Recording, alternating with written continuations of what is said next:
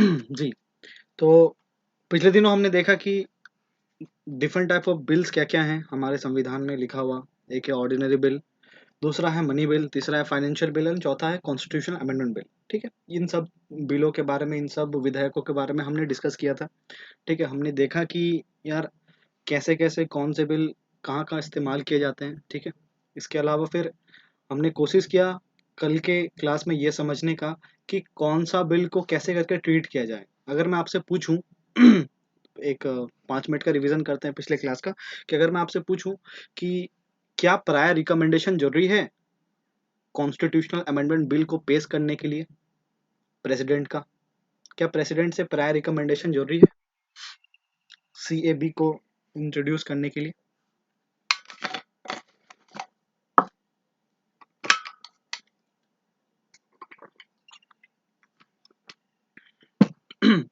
Good, तो जरूरी नहीं है। अच्छा, joint session is available like if there is a condition of deadlock in constitution amendment bill in the discussion of constitution amendment bill, तो deadlock को overcome करने के लिए क्या joint session available है?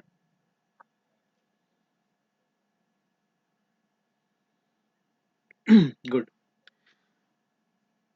आप लोग मुझे बताएंगे क्या वीटो पावर यूज किया जा सकता है प्रेसिडेंट के द्वारा कॉन्स्टिट्यूशनल अमेंडमेंट बिल में?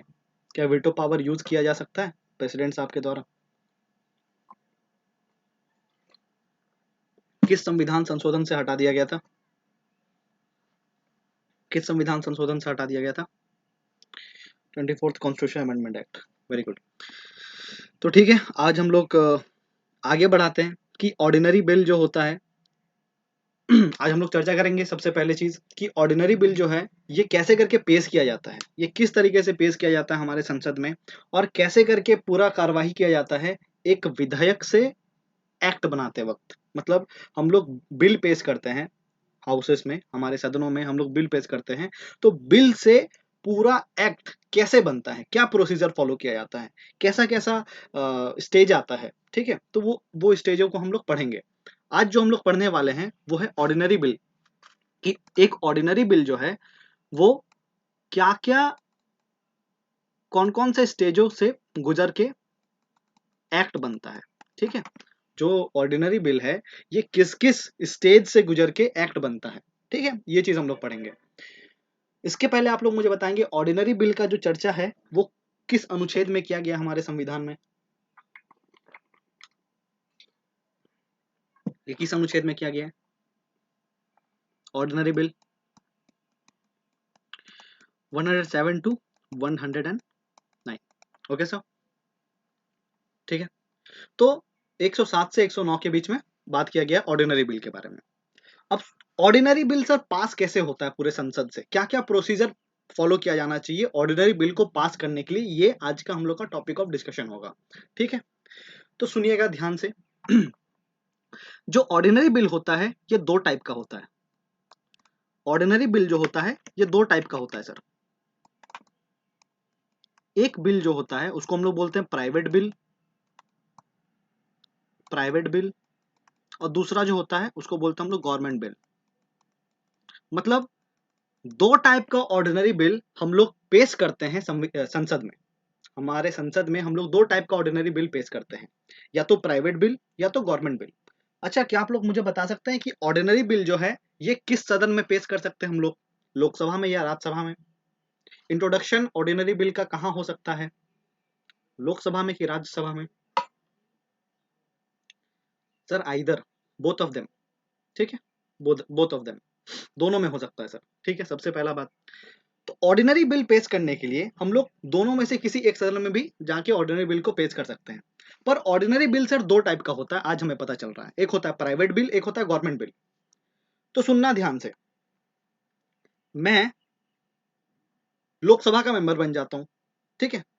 मैं लोकसभा का मेंबर बन जाता हूँ और मैं एक मिनिस्टर भी बन जाता हूँ। आप लोगों को पता होना चाहिए कि एक जो एमपी होता है ना, जो मेजोरिटी में होता है एमपी, वो जो हमारे जो प्रधानमंत्री साहब हैं अपने बहुत सारे एमपीओ में से किसी एक दो, मतलब कुछ कुछ बंदों को चूज करके बोलते हैं कि ये मिनिस्ट्री तुम्हारे हाथ में है, ये मिनिस्ट्री तुम्हारे हाथ में है।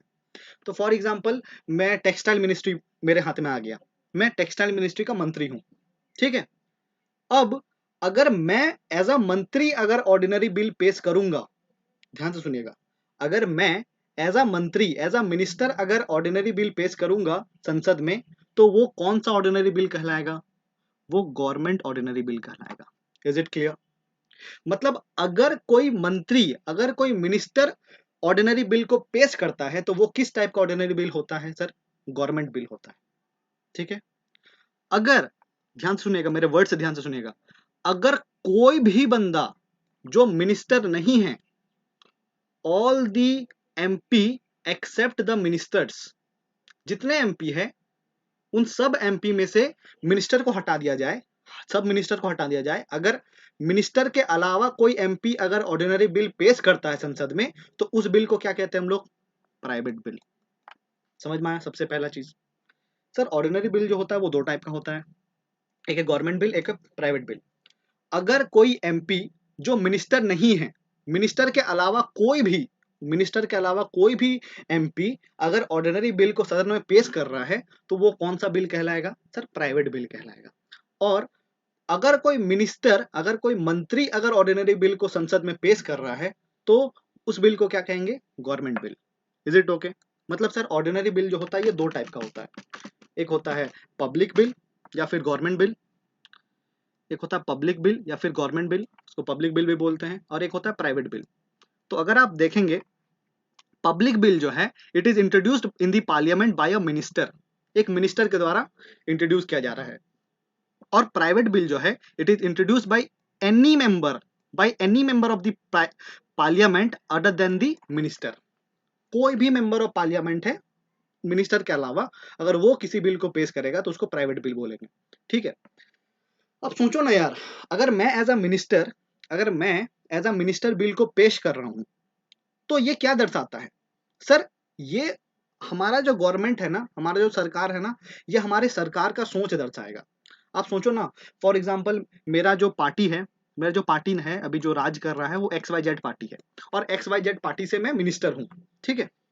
अब अगर मैं कोई बिल पेश करूंगा, अगर मैं कोई बिल पेश करूंगा, तो वो किसके आइडियोलॉजी को शो करेगा सर? ये जो मेजोरिटी पार्टी अभी जो भारत में लीड कर रहा है ना, रूल कर रहा है ना, उस पार्टी का वो सोच दर्शाएगा। जो रूलिंग पार्टी है, जो गवर्नमेंट है, गवर्नमेंट का सोच दर्शाएगा। इसीलिए सर, जो मिनिस्टर जो बिल पेश करता है ना, it reflects the policies of the government. सरकार क्या चाहती है, सरकार क्या कहना चाहती है, सरकार क्या करना चाहती है, सरकार की पॉलिसीज कैसे हैं, ये बताता है कौन? पब्लिक बिल या फिर गवर्नमेंट बिल। परंतु प्राइवेट बिल जो है ना, जो प्राइवेट बिल है, ये बेसिकली कौन अप्लाई करता है सर प्राइवेट बिल के बारे में? सुनना ध्यान से, मैं मिनिस्टर हूं, हम लोग मिनिस्टर हैं, बहुत सारे मिनिस्टर हैं, हम लोग देश को चला रहे हैं, गवर्नमेंट चला रहे हैं। लेकिन जो अपोजिशन में बंदा खड़ा है, जो अपोजिशन पार्टी है, वो लोग भी तो बिल पेश कर सकते हैं ना सर। और अपोजिशन अगर कोई बिल पेश करेगी तो वो तो मिनिस्टर है नहीं, इसीलिए उस बिल को क्या बोलेंगे? Private bill. अब अपोजिशन अगर कोई बिल को पेश कर रही है, तो ये किसका थॉट को रिफ्लेक्ट करेगा सर? अपोजिशन के पार्टी का। अपोजिशन क्या सोचना चाह रही है, अपोजिशन कैसा लॉ चाहती है भारत में, वो चीज दर्शाएगा वो ऑर्डिनरी बिल। इसीलिए सर, जो प्राइवेट बिल होता है ना, वो अपोजिशन पार्टी का मैटर्स को रिफ्लेक्ट करती है कि वो क्या स्टैंड ले रही है, वो क्या पब्लिक अफेयर्स में स्टैंड ले रही है। फॉर एग्जाम्पल, आप लोग मुझे बताना, मैं हूं टेक्सटाइल मंत्री, मैं हूं टेक्सटाइल मंत्री, ठीक है। मैं एक लॉ बनाना चाहता हूं, मैं एक लॉ बनाना चाहता हूं, एक बिल में पेश करता हूं, ऑर्डिनरी बिल सबके सामने कि जितने भी लोग भारत में हैं, जिसका आमदनी, एवरेज इनकम 500 रुपीज से कम है, 500 रुपीज से कम है, उन सभी को ठंड के वक्त 5-5 कंबल दिया जाए। ये मैं ऑर्डिनरी बिल पेश करना चाहता हूं। ऐसा मैं एक बिल पेश करना चाहता हूं कि ये लॉ बन जाए, ये कानून बन जाए, और ऐसा कुछ कानून मैं बनाना चाहता हूं। ठीक है। मैं इस ऑर्डिनरी बिल को पेश कर रहा हूं सदन में। क्या आप लोग मुझे बता पाएंगे कि ये गवर्नमेंट बिल है कि प्राइवेट बिल है? मैं मंत्री हूं, मैं मंत्री हूं।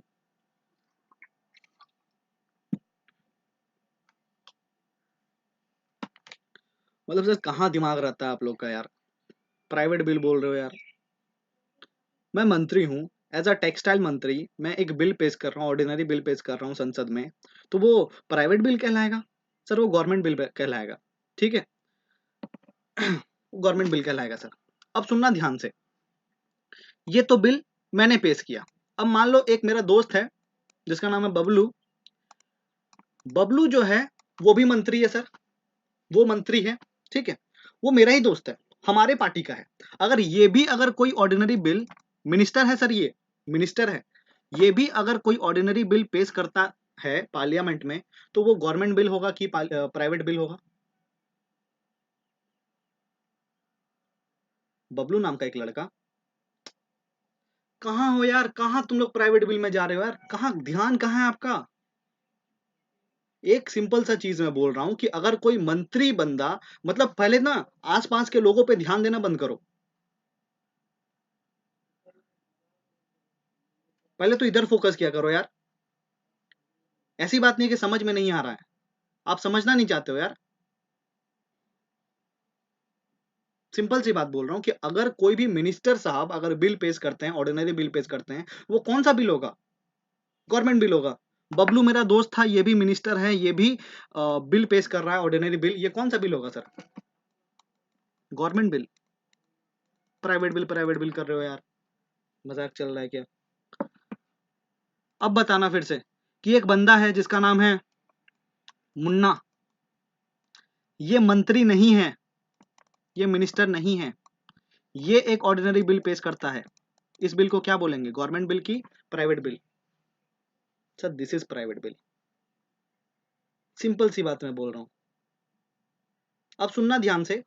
ये एक बंदा मुन्ना जो है सर, ये मंत्री नहीं है, एक बिल पेश कर रहा है, ये एक बिल पेश कर रहा है। ये क्या दर्शाता है सर? ये चीज दर्शाता है कि ओपोजिशन में या फिर वो बंदे जो मिनिस्टर नहीं है, उनका सोच क्या कह रहा है। वो वो मिनिस्टर नहीं है सर, उनके पास पावर नहीं है, लेकिन वो भी तो हो सकता है ना कि कुछ एक चाहते होंगे कि ऐसा ऐसा एक्ट आए, ऐसा ऐसा लॉ आए, ऐसा ऐसा कानून बने, लेकिन वो मिनिस्टर नहीं है, तो वो अपने सोच को कैसे दर्शाएंगे सर? प्राइवेट बिल को लाके, ठीक है। अब देखना, अब देखो ऑब्वियस सी बात है, अगर कोई गवर्नमेंट बिल पेश किया जा रहा है, अगर कोई प्राइवेट बिल, अगर कोई गवर्नमेंट बिल पेश किया जा रहा है, मतलब पब्लिक बिल, अगर ऑर्डिनरी बिल अगर पेश किया जा रहा है, तो उसका ज्यादा चांसेस है पास होने का। क्यों? क्योंकि मेजोरिटी ही तो मेरी है, मेजोरिटी का ही तो सरकार है। अगर सरकार का कोई भी मंत्री अगर गवर्नमेंट बिल को पेश करता है, तो पास तो होगा ही, मैक्सिमम चांस है, मैक्सिमम चांस है कि वो पास हो जाए।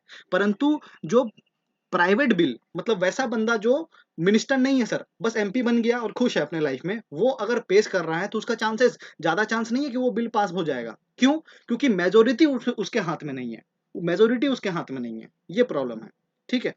इसके बाद सर, जब हम लोग गवर्नमेंट बिल को तैयार करते हैं ना, मतलब जब हम लोग गवर्नमेंट बिल को पेश करना जाते हैं, तो बिल को पेश करने से पहले उसको बिल को पूरा तैयार करना पड़ता है, पूरा उसको बैठ के लिखना पड़ता है कि क्या क्या चीज हैं, क्या क्या क्लोजेज हैं, क्या क्या चीजें होनी चाहिए, वो हर एक चीज लिखा होता है उस बिल में, ठीक है। तो ये चीज प्रिपेयर कौन करता है? ये जो बिल है, ये प्रिपेयर कौन करेगा? तो ध्यान से सुनिएगा, गवर्नमेंट बिल जो है इसको प्रिपेयर करती है वो मंत्रालय, जिस मंत्रालय से वो पेश किया जा रहा है। फॉर एग्जाम्पल मेरा कौन सा मंत्रालय था अभी? Textile ministry. तो टेक्सटाइल मिनिस्ट्री के जो आईएएस आईपीएस बैठे हुए हैं ना वहां पे, ठीक है, वो लोग बैठ के लिखेंगे पूरा, मंत्री साहब नहीं लिखेंगे। मंत्री साहब का कोई काम नहीं है, बैठ के तैयार कौन कर, मंत्री साहब खाली बोल देंगे कि देखो ऐसा ऐसा हम लोग डिस्कशन किए हैं और ऐसा बिल तैयार करके दो। मंत्री साहब क्या करेंगे, सिर्फ उस बिल को जाके पेश कर देंगे संसद में। लेकिन वो बिल तैयार कौन करेगा? वो पर्टिकुलर मिनिस्ट्री करेगा, जिस पर्टिकुलर मिनिस्ट्री से वो बिल आ रहा है। परंतु ये जो प्राइवेट बिल है ना, ये कौन कर रहा है सर? ये कोई भी एमपी कर रहा है। तो इस बिल को पूरा तैयार करने का भी जिम्मेवारी किसका है? उस पर्टिकुलर एमपी का। Is it okay sir? It's drafting is the responsibility of the member concern. मतलब जो मेंबर प्राइवेट बिल को अप्लाई कर रहा है, प्राइवेट बिल को इंट्रोड्यूस कर रहा है, उसी का ये काम है कि वो बिल को ड्राफ्ट करे। वो बिल को इंट्रोड्यूस करने से पहले पूरा ड्राफ्टिंग जो होगा बिल का, वो कौन करेगा? वही मेंबर करेगा। परंतु जो गवर्नमेंट बिल है, वो कौन करती है सर? वो कौन ड्राफ्ट किया जाता है? It is drafted by the concerned department. Concerned department मतलब कंसर्न्ड मिनिस्ट्री, ठीक है। वो जो पर्टिकुलर मिनिस्ट्री से आ रहा है, वो पर्टिकुलर मिनिस्ट्री डिसाइड करेगी, ठीक है।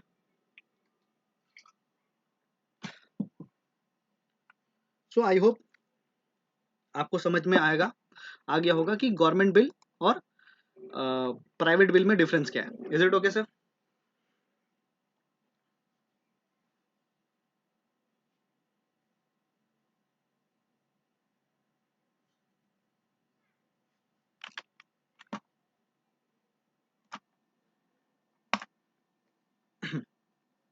So that's all about the types of ordinary bill. अब हम लोग देखेंगे कि ऑर्डिनरी बिल का प्रोसीजर क्या है, पास करने का, ऑर्डिनरी बिल पास करने का प्रोसीजर क्या है। और आप लोगों से हाथ जोड़ के निवेदन है कि प्लीज ध्यान से सुने, बहुत इजी टॉपिक है, हार्ड टॉपिक है ही नहीं। अगर हार्ड होता तो मैं डिफरेंट तरीके से बता भी सकता था, सामने लिखा हुआ है यार, अगर आपको इंग्लिश भी पता होगा तो सामने लिखा हुआ है, ठीक है। तो हार्ड टॉपिक नहीं है बिल्कुल भी। चलो अब ध्यान से सुनिएगा कि कैसे करके बिल पेश किया जाता है और बिल से एक्ट बनता है। तो सबसे पहला जो चीज होता है, सबसे पहला जो स्टेज होता है, फर्स्ट स्टेज, लिखिएगा, टॉपिक डालिएगा, passage of ordinary bill. Ordinary bill pass कैसे होता है, passage of ordinary bill. Ordinary bill, ये जो बिल है ये एक्ट कैसे बनता है, कानून कैसे बनता है, ठीक है, ये चीज समझिएगा सबसे पहला चीज। तो देखो, ऑर्डिनरी बिल कितने तरीके से पेश किया जा सकता है सर, दो तरीके से, या तो वो गवर्नमेंट बिल होगा या तो वो प्राइवेट बिल होगा। इतना तो सबको समझ में आ रहा है, या तो वो गवर्नमेंट बिल होगा या तो प्राइवेट बिल होगा। तो सबसे पहला स्टेज जो होता है, फर्स्ट स्टेज, वो होता है इंट्रोडक्शन स्टेज, वो होता है इंट्रोडक्शन स्टेज। इस स्टेज में क्या होता है, ध्यान से सुनिएगा, इंट्रोडक्शन स्टेज, कोई, मैं अब गवर्नमेंट बिल और प्राइवेट बिल का नाम नहीं लूंगा, मैं सिर्फ ऑर्डिनरी बिल बोलूंगा, पर आपके सबकॉन्शियस माइंड में ये समझ में आना चाहिए कि ऑर्डिनरी बिल जो है ये दो तरीके से पेश किया जा सकता है, या तो उसको मिनिस्टर पेश कर सकता है या तो कोई भी अदर एमपी जो मिनिस्टर नहीं है वो पेश कर सकता है, ठीक है। तो फर्स्ट स्टेज क्या है sir, introduction stage, okay sir. तो ध्यान से सुनिएगा, जो बंदा बिल को पेश करना चाहता है वो बंदा सबसे पहले उस बिल को स्पीकर के ऑफिस में जाके सबमिट करता है, ठीक है। जो इंट्रोड्यूसर है उस बिल का, वो उस बिल को सबसे पहले स्पीकर के ऑफिस में जाके सबमिट करता है, ठीक है। जो स्पीकर है, जो मतलब स्पीकर या फिर जो भी प्रिसाइडिंग ऑफिसर है, अब ठीक है, प्रिसाइडिंग ऑफिसर समझ लेना भैया, स्पीकर का मतलब ये नहीं कि स्पीकर ही, अगर आप फिर मुझसे पूछ ले अरे सर अगर चेयरमैन अगर राज्यसभा में पेश हो रहा है तो चेयरमैन साहब के ना पास देगा, हाँ जी बिल्कुल सही समझ रहे हैं आप। जो प्रिसाइडिंग ऑफिसर है ना, उसके ऑफिस में जाके पहले बिल को पेश किया जाता है, ठीक है। अब प्रिसाइडिंग ऑफिसर का जो ऑफिस है, प्रिसाइडिंग ऑफिसर का जो ऑफिस है, वो पूरा बिल को देखता है ध्यान से, ठीक है, पूरा बिल को देखता है ध्यान से, और उसके बाद वो बिल हाउस के तरफ बढ़ा दिया जाता है, ठीक है। वो बिल स्पीकर के ऑफिस से सदन के अंदर पहुंचता है। ऑर्डिनरी बिल है सर, ये या तो राज्यसभा में जाएगा या तो लोकसभा में जाएगा, कहीं दोनों में से कहीं जा सकता है, या तो राज्यसभा या तो लोकसभा, दोनों में से कहीं भी जा सकता है। तो फर्दर स्पीकर के ऑफिस से वो बिल को कहां पहुंचा दिया जाता है, लोकसभा में या फिर राज्यसभा में, किसी भी दोनों सदन में से किसी भी सदन में। Is it clear. अब उस पहले स्टेज को क्या बोलते हैं, जिस वक्त वो बिल सदन में पहुंचता है, वहां से स्टार्ट हो जाता है introduction stage. Introduction stage, sir इस स्टेज में क्या होता है, तो ध्यान से सुनिएगा, इस स्टेज में होता क्या है। इस स्टेज में डिस्कशन नहीं होता है, इस स्टेज में बस इंट्रोडक्शन होता है। मतलब मैंने जो बिल तैयार किया है सर, उस बिल के बारे में बस मैं इंट्रोडक्शन दूंगा कि ओवरऑल मेरा बिल करना क्या चाहता है, मेरा बिल कैसा टाइप का कानून बनाना चाहता है, मेरे बिल में स्पेसिफिक चीजें क्या क्या हैं, मतलब ओवरऑल मेरे बिल में क्या क्या इंपॉर्टेंट चीजें हैं जो कि इंपॉर्टेंट चेंजेस लाया जा रहा है, मतलब पूरा बिल का समरी कुछ समय में हम लोग पेश करते हैं, इंट्रोडक्शन देते हैं। यहाँ पे क्लॉज बाय क्लॉज रीडिंग नहीं होता है, ध्यान से सुनिएगा, यहाँ पे क्लॉज बाय क्लॉज रीडिंग नहीं होता है, मतलब पूरा एकदम डीप डिस्कशन नहीं होता है, बस इंट्रोडक्शन होता है। और आज तक ऐसा बहुत कम बार देखा गया है कि कोई बिल इंट्रोडक्शन स्टेज में ही फेल कर दिया जाए। आज तक बहुत कम बार ऐसा देखा गया है कि कोई भी बिल इंट्रोडक्शन स्टेज में ही खत्म हो जाता है। जब प्रिवेंटिव डिटेंशन के बारे में बात किया जा रहा था ना, प्रिवेंटिव डिटेंशन आप लोग को पता है क्या होता है प्रिवेंटिव डिटेंशन। तो सुनिएगा, दो टाइप का अरेस्ट होता है, प्रिवेंटिव अरेस्ट या फिर प्रिवेंटिव डिटेंशन या फिर पुनिटिव डिटेंशन। अगर आप कोई क्राइम करते हैं, अगर आप कोई क्राइम करते हैं तो क्राइम करने के बाद आपको सजा मिलेगी, वो किस टाइप का डिटेंशन है सर, प्यूनिटिव डिटेंशन। पर अगर सरकार को यह मतलब लग रहा है कि आप कुछ कर सकते हैं, कुछ खराब चीज कर सकते हैं, कोई गुनाह कर सकते हैं, कोई गलत काम कर सकते हैं, तो सरकार वो काम होने से पहले ही आपको गिरफ्तार कर लेगी। That is called preventive detention. तो जब ये प्रिवेंटिव डिटेंशन का बिल पेश किया गया था ना पार्लियामेंट में, वो इंट्रोडक्शन स्टेज में ही रिजेक्ट हो गया था, वो इंट्रोडक्शन स्टेज में ही रिजेक्ट कर दिया गया था सभी के द्वारा। तो ऐसा बहुत कम बार देखा गया है कि किसी बिल को इंट्रोडक्शन स्टेज में ही खत्म कर दिया जाए, रिजेक्ट कर दिया जाए। समझ में आया? तो ऐसा बहुत कम बार होता है। लेकिन sir detail discussion introduction stage में नहीं होता है। समझ में आया आपको? Is it okay? और क्या होता है सर, इसके बाद इस बिल को भेज दिया जाता है जो प्रिंटिंग डिपार्टमेंट है ना, जो प्रिंटिंग डिपार्टमेंट है उसके पास, मतलब प्रिंटिंग या फिर पब्लिकेशन डिपार्टमेंट है ना पार्लियामेंट का, उसके पास भेज दिया जाता है। और वहां पे जो जो ये बिल है वो गजेट ऑफ इंडिया में पब्लिश होता है। आपने सुना होगा गजेट ऑफ इंडिया। आपने सुना होगा कि सरकार बहुत सारा गैजेट निकालती है, गजेट निकालती है, ठीक है, बहुत सारा गजेट निकालती है। सर ये जो गजेट्स हैं, गजेट डिपार्टमेंट का ये काम है कि वो उस बिल को पब्लिश करे, वो उस बिल को प्रिंट आउट करे, और फर्दर ये जो प्रिंट आउट कॉपीज होता है इस पूरे बिल का, ये हर एक एमपी को दे दिया जाता है कि लो भैया पढ़ के आना कि क्या ये बिल कहना चाहता है। समझ में आया? इंट्रोडक्शन स्टेज में क्या हुआ, सबसे पहले तो बिल को बस इंट्रोड्यूस किया गया, इंट्रोडक्शन स्टेज में बस बिल को इंट्रोड्यूस किया गया कि हाँ मेरा जो बिल है वो फलना फलना काम करना चाहता है, बस थोड़ा सा बताया गया कि हाँ इंट्रोडक्शन दिया गया। और मैंने क्या बोला कि बहुत कम बार ऐसा देखा गया है कि जो ऑर्डिनरी बिल है वो इंट्रोडक्शन स्टेज में रिजेक्ट हो जाए।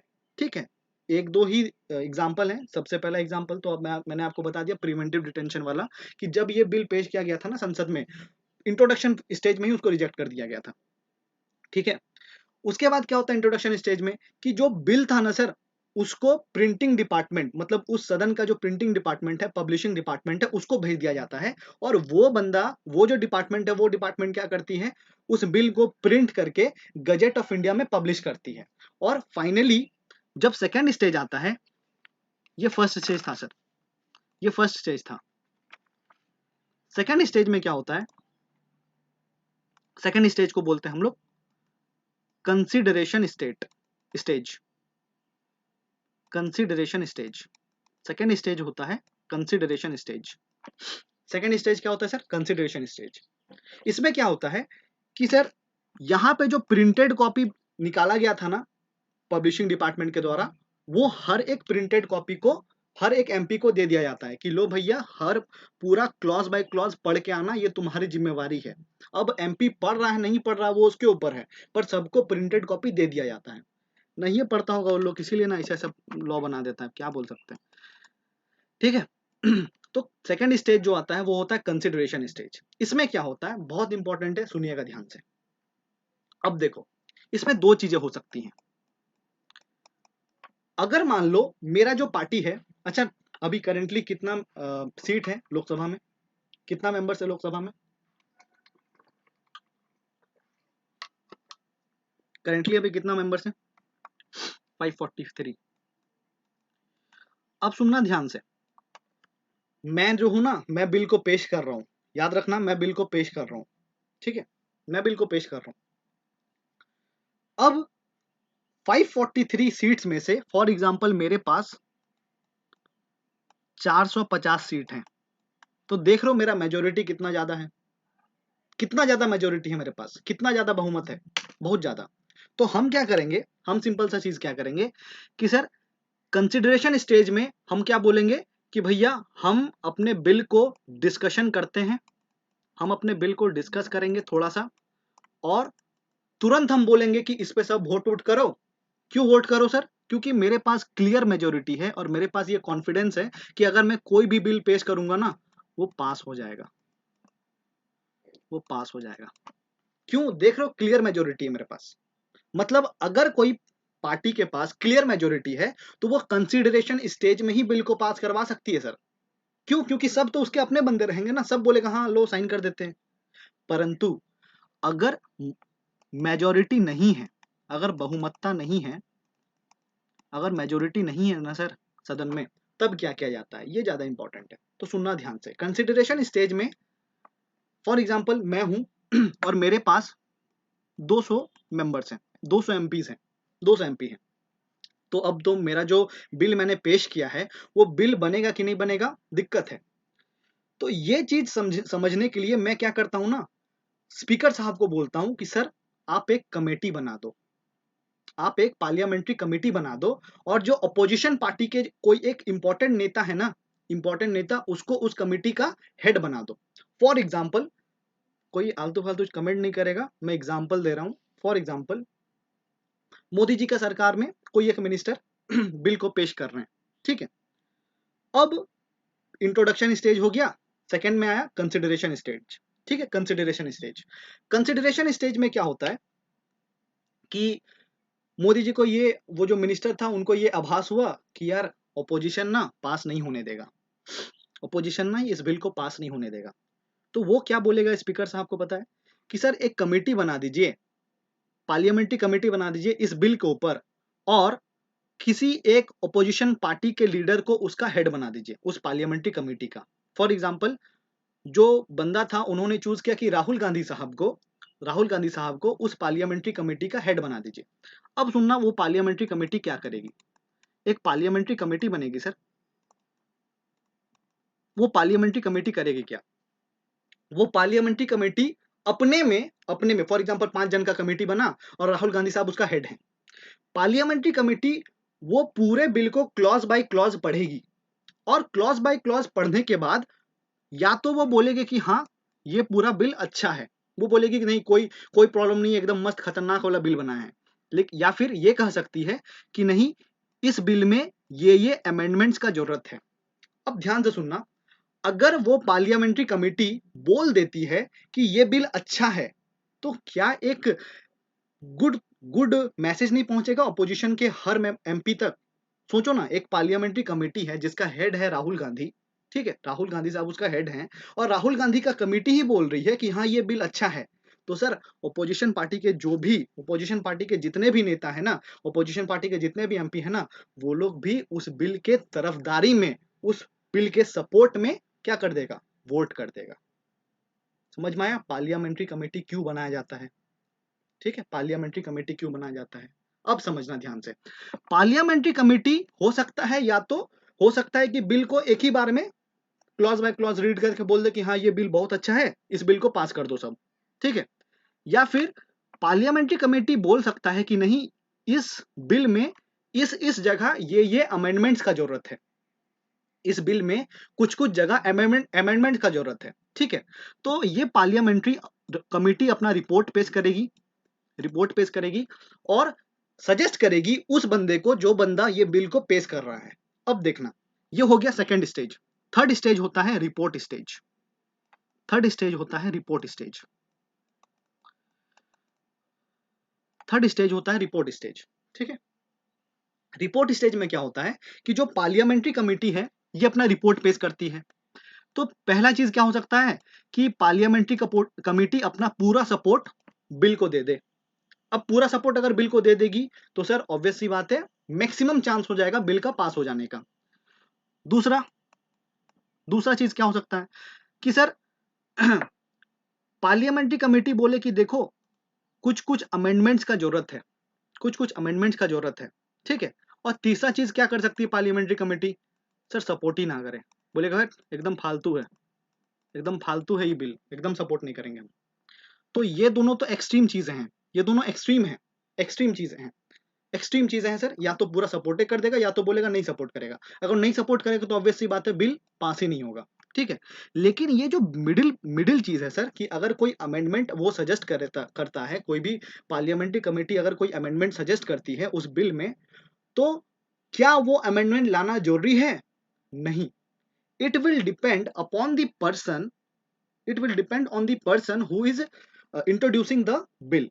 ये प्रॉपरली डिपेंड करेगा उस बंदे पे जो उस बिल को पेश कर रहा था। अगर उसका मन है उस बिल में वो अमेंडमेंट्स लाने का जो पार्लियामेंट्री कमेटी ने सजेस्ट किया है, तो वो ला सकता है। अगर उसका मन नहीं है तो वो नहीं लाएगा।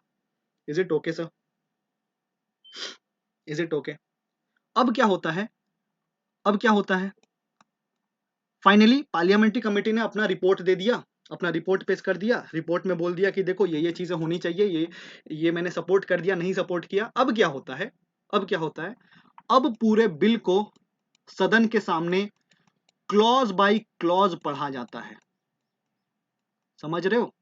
अब पूरे बिल को, अभी जाके पूरे बिल को क्लॉज बाय क्लॉज पूरे सदन के सामने पढ़ा जाता है। अब जाके पूरे बिल पे एकदम एकदम खतरनाक वाला डिस्कशन होता है, एकदम डीप घुस के एक एक वर्ड को देखा जाता है कि ये वर्ड ऐसा क्यों लिखा हुआ है। और इसके बाद सर वोटिंग होती है। इसके बाद थर्ड स्टेज में ही सर वोटिंग होती है। वोटिंग होती है। वोटिंग में क्या हो सकता है?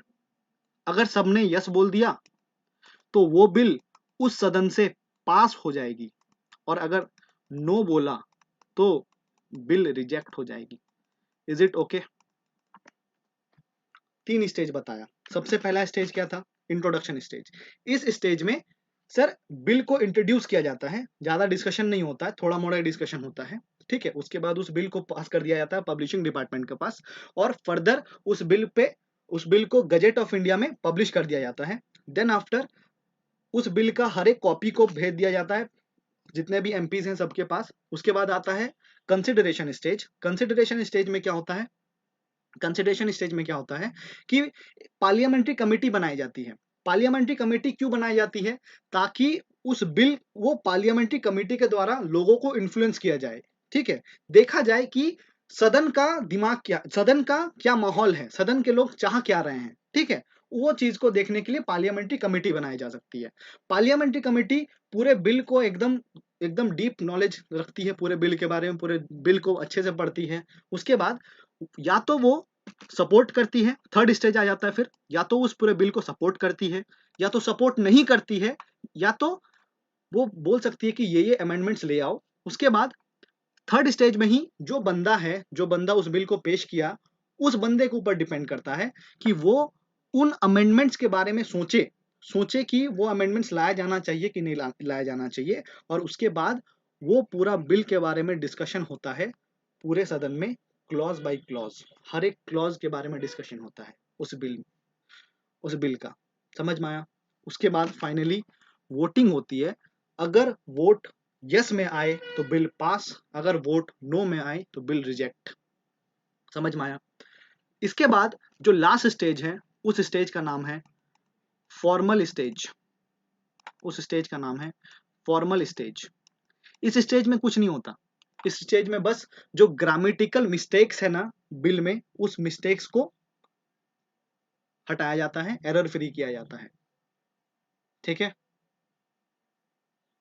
समझ में आया चारों स्टेज? और अगर बिल पास हो जाए तो फिर उस बिल को नेक्स्ट हाउस में भेज दिया जाता है। क्लियर है कि कैसे करके क्या क्या स्टेज है ऑर्डिनरी बिल को पास करने का? हाँ या ना बोलिए सर। चलो फिर से समझाता हूं, दूसरे तरीके से समझा रहा हूं, प्लीज ध्यान दीजिएगा जिसको नहीं समझ में आया है। क्या मैं ऑर्डिनरी बिल को लोकसभा में पेश कर सकता हूं? पहले इंट्रोड्यूस कर सकता हूं, हाँ या ना? कर सकता हूं, मेरा मन है। सर मैंने बिल को लोकसभा में पेश किया, बिल को मैंने लोकसभा में पेश किया, ठीक है। सबसे पहला स्टेज इंट्रोडक्शन स्टेज। समझ में आ रहा है इंट्रोडक्शन स्टेज में क्या हो रहा है? इंट्रोडक्शन हो रहा है, ठीक है। दूसरा स्टेज क्या है सर? डिस्कशन स्टेज या फिर कंसिडरेशन स्टेज। दूसरा स्टेज क्या है? डिस्कशन स्टेज या फिर कंसिडरेशन स्टेज, ठीक है। इसमें क्या होता है कि जनरल डिस्कशन होता है, जनरल डिस्कशन होता है, और सर स्टैंडिंग कमिटीज बनाई जाती हैं। दिख रहा है आपको? इसमें कमिटीज बनाई जाती हैं, स्टैंडिंग कमिटीज बनाई जाती है। इसके बाद standing committee clause by clause consider करती है, हर चीज को क्लॉज बाय क्लॉज कंसीडर करती है कि कहां पे क्या क्या चीजें लिखी हुई हैं। और इसके बाद सर वो कुछ कुछ अमेंडमेंट सजेस्ट करती है, कुछ कुछ अमेंडमेंट सजेस्ट करती है। और इसके बाद आता है रिपोर्ट स्टेज। रिपोर्ट स्टेज में क्या होता है? रिपोर्ट स्टेज बोल लो या फिर वोटिंग स्टेज बोल लो, उस स्टेज में पूरे बिल के बारे में पूरे सदन में चर्चा किया जाता है और उसके बाद वोटिंग की जाती है। अगर वो बिल पास हो जाए तो फिर क्या होगा? राज्यसभा में उस बिल को भेज दिया जाएगा। Is it clear? क्या ये पूरा हिस्सा क्लियर है? लेफ्ट साइड वाला पूरा हिस्सा क्लियर है आपसे? क्या लेफ्ट साइड वाला पूरा हिस्सा क्लियर है? ठीक है, ओके सर, लेफ्ट साइड वाला हिस्सा पूरा क्लियर है। अब देखो नेक्स्ट हाउस में भेज दिया गया, राज्यसभा में भेज दिया गया। अब राज्यसभा में क्या होगा सर? सर राज्यसभा में भी सेम ही प्रोसीजर अप्लाई किया जाएगा। देखो ना, राज्यसभा में इंट्रोडक्शन स्टेज, फिर क्या होगा, डिस्कशन स्टेज या फिर कंसिडरेशन स्टेज। उसमें सर जनरल डिस्कशन होगा, कमिटीज बनाई जाएंगी, क्लॉज बाय क्लॉज कंसिडरेशन किया जाएगा, कुछ कुछ अमेंडमेंट सजेस्ट किया जाएगा। अब ध्यान से सुनो, अब ध्यान से सुनो, अब डिपेंड करता है, मतलब बिल जो है वो अदर हाउस में पहुंच चुका है, लोकसभा में पेश हुआ था, लोकसभा में ये बिल पेश हुआ था, लोकसभा में वो बिल पास हो गया, लोकसभा से अब वो बिल को कहां भेज दिया गया है? Other house. ठीक है, दूसरा हाउस में भेज दिया गया है। दूसरा हाउस में भी हर स्टेप को फॉलो किया जाएगा और फाइनली वोटिंग करके यस या नो के माध्यम से पता किया जाएगा कि लोग वहां के मेंबर्स क्या चाह रहे हैं। Is it fine? इधर अभी कोई नहीं देखेगा, इधर अभी कोई नहीं देखेगा। समझ में आया सबको? ठीक है, क्लियर है? अब देखना ध्यान से, जो अदर हाउस है ना, जो दूसरी हाउस है, दूसरी सदन है, उसके पास चार ऑप्शन है, उसके पास चार ऑप्शन है, चार ऑप्शन, वो चार चीजें कर सकती है। या तो वो बिल को कंप्लीटली पास कर दे, बोले कि हाँ बिल पास हो गया। क्या क्या कर सकती है दूसरी हाउस? मतलब पहला हाउस तो पास कर ही चुका है सर, इसीलिए वो बिल दूसरा हाउस में गया है। तो दूसरा हाउस क्या कर सकता है, दूसरा सदन क्या कर सकता है, वो पूरा बिल को पास कर दे, एक के बार में पास कर दे कि हाँ हम लोग भी अच्छा लग रहा है ये बिल, पास कर देते हैं। ठीक है, पहला ऑप्शन है कि वो बिल को पास कर देगी। दूसरा ऑप्शन वो क्या है कि वो बोलेगी ना कि नहीं नहीं, इस बिल में कुछ कुछ चीजें खराब हैं, कुछ कुछ अमेंडमेंट्स लाना चाहिए, कुछ कुछ अमेंडमेंट्स लाना चाहिए, मतलब कुछ कुछ चीजें मुझे अच्छी नहीं लग रही हैं, तो वो लोग उन अमेंडमेंट्स को सजेस्ट करेगी और वो बिल फिर से भेज दिया जाएगा फर्स्ट हाउस में, री फर्स्ट हाउस में भेज दिया जाएगा कि भैया रिकंसिडर कर लो आप लोग। समझ में आया क्या किया? कि जो दूसरा हाउस था, दूसरा हाउस था, उसने बोला कि कुछ कुछ अमेंडमेंट्स चाहिए इस बिल में, ये चीज खराब है, तो हम लोग सजेस्ट कर रहे हैं कि ये अमेंड कर दो इस बिल में, और उस बिल को पूरा फिर से भेज दिया जाता फर्स्ट हाउस में कि भैया आप लोग फिर से इसमें रिकंसिडर करो और फिर से भेज देना हम लोग के पास।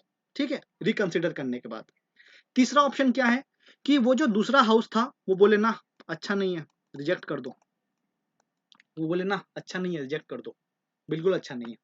और चौथा ऑप्शन क्या है कि वो डिस्कशन ही ना करे, वो होल्ड करके रखते रहे, वो होल्ड करके रखे रहे बिल को, आराम से, आराम से होल्ड करके रखे रहे, नहीं हम डिस्कशन ही नहीं करना चाहते। ठीक है, मतलब अगर मैं एक डायग्राम बनाऊं तो क्या होगा, सुनिएगा ध्यान से। First house, this is first house, ये पहला हाउस है, पहला सदन। This is second house. चलो आप लोग मुझे बताओगे, पहला हाउस से बिल को पास कर दिया गया, बिल कहां जाएगा? पहला हाउस से बिल पास किया जाएगा, पास कर दिया गया है, बिल कहां जाएगा? Second house. सेकेंड हाउस के पास कितने ऑप्शन? चार option. Option one, option one कि वो बिल को पास कर दे, बिल को पास कर दे, वो सभी प्रोसेस अप्लाई करेगा सर, जो जो स्टेज मैंने बोला ना, सेकंड हाउस में भी सेम स्टेज होगा, introduction stage, consideration stage, report stage या फिर वोटिंग स्टेज, और लास्ट वाला फॉर्मल स्टेज। तो जैसे ही सेकंड हाउस बिल को पास कर देती है ना, वो बिल भेज दिया जाता है प्रेसिडेंट साहब के पास। अब प्रेसिडेंट साहब के बारे में बाद में बताऊंगा, ठीक है, बाद में बताऊंगा, ठीक है, कि उनका क्या काम है, उनका क्या काम है बाद में बताऊंगा। फर्स्ट फर्स्ट हाउस बिल को पास कर दिया, सेकंड हाउस ने भी बिल को पास कर दिया और प्रेसिडेंट साहब के पास बिल पहुंच गया। प्रेसिडेंट साहब क्या करेंगे वो बाद में डिस्कस करेंगे हम लोग। सेकंड ऑप्शन क्या है सेकंड हाउस के पास, कि वो बोले कि कुछ कुछ अमेंडमेंट सजेस्ट कर दे। सेकंड ऑप्शन क्या है कि बोले कि देखो भैया ये अमेंडमेंट्स मैं सजेस्ट कर रहा हूँ, इस बिल में ये चीजें गलती हैं, इन इन सब चीजों को संशोधन करो और प्लीज एक बार फिर से कंसीडर करो। ये बिल को वापस से उसी सदन में भेज सकती है, वापस से भेज देगी। ठीक है, वापस से भेज देगी। ये सेकंड ऑप्शन। तीसरा ऑप्शन क्या है, ये बिल को रिजेक्ट कर दे। ये बिल को रिजेक्ट कर दे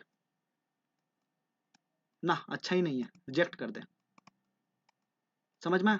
अच्छा नहीं है, रिजेक्ट कर दो, हटाओ हटाओ, रिजेक्ट कर दो, बिल्कुल अच्छा नहीं है। ये तीसरा ऑप्शन है। सर चौथा ऑप्शन क्या है? चौथा ऑप्शन है कि अपने पास रख ले, नो डिस्कशन, होल्ड करके रख ले। होल्ड करके रख ले, बोले कि नहीं हम डिस्कशन ही नहीं करेंगे, होल्ड करके अपने पास रख ले चुपचाप से। सर 6 महीना तक अगर वो होल्ड करके रखती है ना, तब एक चीज किया जाता है, मैं बताऊंगा थोड़ी देर बाद। वो 6 महीने तक बिल को होल्ड करके रख ले कि नहीं मैं रख ले रहूंगा, मैं डिस्कस ही नहीं करना चाहता हूँ। ठीक है, ये 4 ऑप्शन है। सर जब ये 2 कंडीशन आती है ना, कि जब बिल रिजेक्ट हो जाए या फिर जब बिल को होल्ड करके रख लिया जाए 6 महीने तक, 6 महीने तक, तब इस डेडलॉक को हटाने के लिए, तब इस डेडलॉक को हटाने के लिए ज्वाइंट सेशन किया जाता है। तब इस डेडलॉक को हटाने के लिए ज्वाइंट सेशन किया जाता है। तब इस डेडलॉक को हटाने के लिए ज्वाइंट सेशन किया जाता है। अगर इस ज्वाइंट सेशन में बिल पास हो गया तो वो भेज दिया जाएगा किसके पास? प्रेसिडेंट साहब के पास। और रिजेक्ट हो गया तो रिजेक्ट हो गया। पूरा आपको समझ में आया कि ज्वाइंट सेशन कब हो रहा है। और ये सर ऑर्डिनरी बिल है, आपको याद होना चाहिए, ऑर्डिनरी बिल में ज्वाइंट सेशन इज अवेलेबल। पूरा ये डायग्राम समझ में आया? ये हमें पढ़ाया जाता था, हमारा एक सब्जेक्ट था ऑटोमेटा, इंजीनियरिंग में ऑटोमेटा था, उसमें पढ़ाया जाता था हम लोग कि अगर ये स्टेप आएगा तो कैसे होगा। तो ये पूरा मैंने कोशिश किया उसी कॉन्सेप्ट को यूज करके आपको पिक्टोरिकली समझाने का। बुक्स में ऐसा नहीं दिखेगा आपको।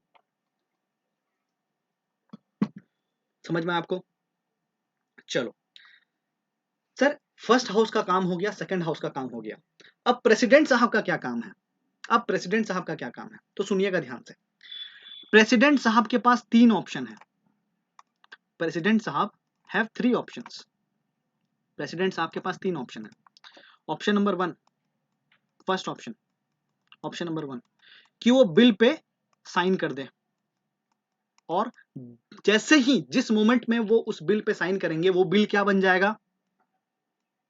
एक्ट। समझ में आया? ऑप्शन नंबर 1, प्रेसिडेंट साहब के पास क्या ऑप्शन है कि वो उस बिल को साइन कर दे, उस पर हस्ताक्षर कर दे, अपना एसेंट दे दे कि हाँ चलो भैया ये बिल सही है, इस पे मैं राजी हूं, मैंने पास कर दिया।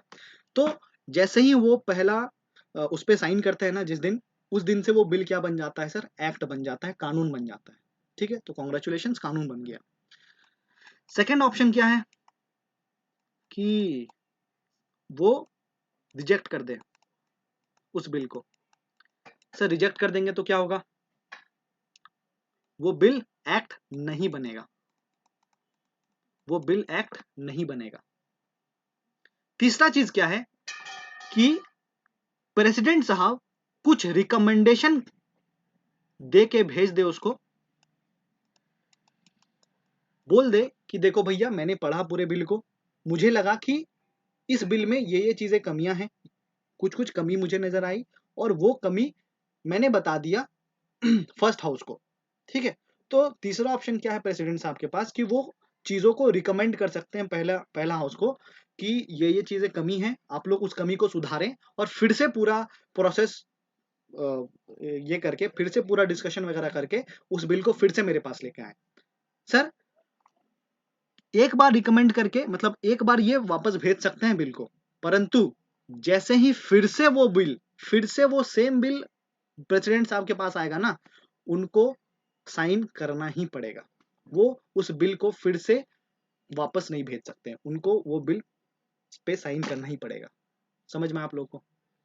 तो प्रेसिडेंट साहब के पास 3 ऑप्शन है। और ये चीज, ये पूरा चीज क्या हम लोग मनी बिल के लिए पढ़ रहे हैं? ये क्या मनी बिल के ये प्रोसीजर है? नहीं सर, ऑर्डिनरी बिल का है।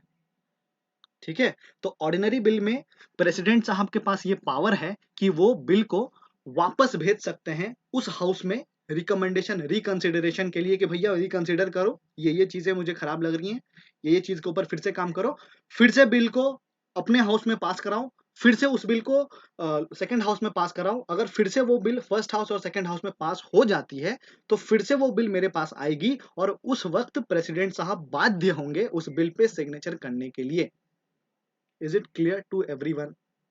This is the whole procedure for the formation of an act through ordinary bill. Ordinary bill से एक्ट कैसे बनता है, this is the whole procedure. अगर मैं आपको यहाँ पे दिखाऊं, अगर इस फोटो को आप ध्यान से देखेंगे तो यहाँ पे भी सेम चीज हो रहा है. देखो सर, फर्स्ट स्टेज, सॉरी, अगर आप ध्यान से देखेंगे प्लीज यहाँ पे ध्यान से देना. बिल मैंने पेश किया था लोकसभा में, लोकसभा में बिल पास हो गया. लोकसभा में जैसे ही बिल पास हो गया, लोकसभा से बिल कहाँ पहुंच जाएगा, राज्यसभा में. सर राज्यसभा में बिल के ऊपर डिस्कशन हुआ, और अगर राज्यसभा सभा को लगा कि इस बिल में कुछ कुछ अमेंडमेंट्स हैं, तो देखो इफ अमेंडमेंट्स अगर सोचा जा रहा है राज्यसभा में कि कुछ कुछ अमेंडमेंट्स हैं, देन इस बिल को फिर से कहां भेज दिया जा रहा है, लोकसभा में फिर से भेज दिया जा रहा है. और लोकसभा में फिर से उस बिल पे चर्चा किया जाएगा कि हाँ देखो ऐसा ऐसा बोला है राज्यसभा वाला लोग कि ये अमेंडमेंट्स लाना चाहिए, तो लोकसभा वाले फिर से उस बिल में रिकंसिडरेशन करेंगे. या फिर अगर यहाँ पे बोल दिया जाए कि अमेंडमेंट लाना चाहिए राज्यसभा के द्वारा, या फिर राज्यसभा, दूसरा ऑप्शन क्या है राज्यसभा के पास, कि वो उस बिल को पास कर दे, वो उस बिल को पास कर दे, वो वोटिंग स्टेज में वो बिल पास हो जाए. अगर वो वोटिंग स्टेज में वो बिल पास हो जाता है, अप्रूव कर दिया जाता है राज्यसभा के द्वारा, तो वो बिल डायरेक्टली किसके पास पहुंच जाती है सर, प्रेसिडेंट के पास.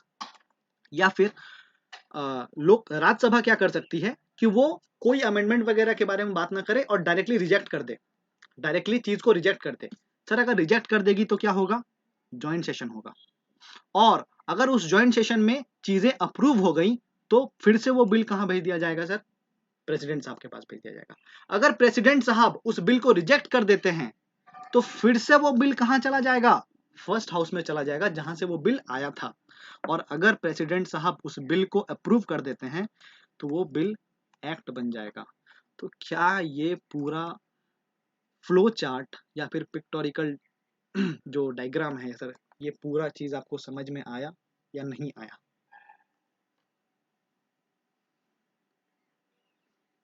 So this is the method of the formation of an act through ordinary bill.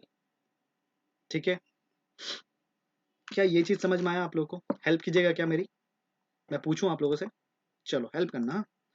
ये फर्स्ट हाउस, फर्स्ट हाउस में बिल पास हो गया, कहां जाएगा बिल, फर्स्ट हाउस में बिल पास हो गया, बिल कहां जाएगा, सेकेंड हाउस. ठीक है, सेकेंड हाउस के पास कितने ऑप्शंस हैं, सेकेंड हाउस के पास कितने ऑप्शंस हैं, 4 ऑप्शंस हैं. ठीक है, पहला ऑप्शन, अगर सेकेंड हाउस बिल को पास कर देती है, तो बिल कहां पहुंच जाएगा, सेकेंड हाउस अगर बिल को पास कर देती है तो बिल कहां पहुंच जाएगा, प्रेसिडेंट साहब के पास. ठीक है, बिल कहां पहुंच जाएगा, प्रेसिडेंट साहब के पास. अगर सेकेंड हाउस बिल में बोलती है कुछ कुछ अमेंडमेंट्स का जरूरत है, तो बिल कहां पहुंचेगी, बिल का क्या होगा, फिर से बिल फर्स्ट हाउस में पहुंच जाएगा. लोकसभा नहीं लिख सकते हैं आप, फर्स्ट हाउस लिखिए, क्योंकि कहीं भी जा सकता है सर, इंट्रोडक्शन कहाँ हुआ है हमें क्या पता, फर्स्ट हाउस में चला जाएगा. ठीक है, या फिर अगर मान लो सेकेंड हाउस बोल दिया कि नहीं हम लोग रिजेक्ट कर रहे हैं इस बिल को, रिजेक्ट कर रहे हैं इस बिल को, या फिर सेकेंड हाउस उस बिल को होल्ड करके रहा जाए 6 महीने तक, 6 महीने तक, तब क्या करना पड़ेगा सर, डेडलॉक आ गया, तब करना पड़ेगा क्या, ज्वाइंट सेशन. ज्वाइंट सेशन, अगर ज्वाइंट सेशन में चीजें अप्रूव हो गई, तो अप्रूव होने के बाद कहां जाएगा ये बिल, पास हो जाएगा ज्वाइंट सेशन में, तो प्रेसिडेंट साहब के पास. Very good. प्रेसिडेंट साहब के पास क्या क्या ऑप्शन है, पहला ऑप्शन क्या है कि वो पास कर दे. ठीक है, पास कर दिया तो क्या हो जाएगा, बिल क्या बन जाएगा, एक्ट बन जाएगा. दूसरा ऑप्शन क्या है कि वो रिजेक्ट कर दे, तो बिल एक्ट नहीं बनेगा. और तीसरा ऑप्शन क्या है कि वो बोल दे कि भैया फिर से रिकंसिडर करो, ये चीजें प्रॉब्लम है, इन चीजों में फिर से आप चर्चा करो और पुनः मेरे पास भेजो. ठीक है, पुनः मेरे पास भेजो. अगर वो बिल दोनों हाउस से फिर से अगर पास हो जाए तो क्या प्रेसिडेंट साहब बाध्य होंगे उस बिल पे साइन करने के लिए? क्या प्रेसिडेंट साहब बाध्य होंगे उस बिल पे साइन करने के लिए? Yes sir. ठीक है, so that's all about ordinary bill. Will consider something, हम लोग फिर ऐसे ही करके बाकी बिलों के बारे में भी चर्चा करेंगे। तो आज के लिए इतना ही था। थैंक यू सो मच, मिलते हैं हम लोग कल। Thank you.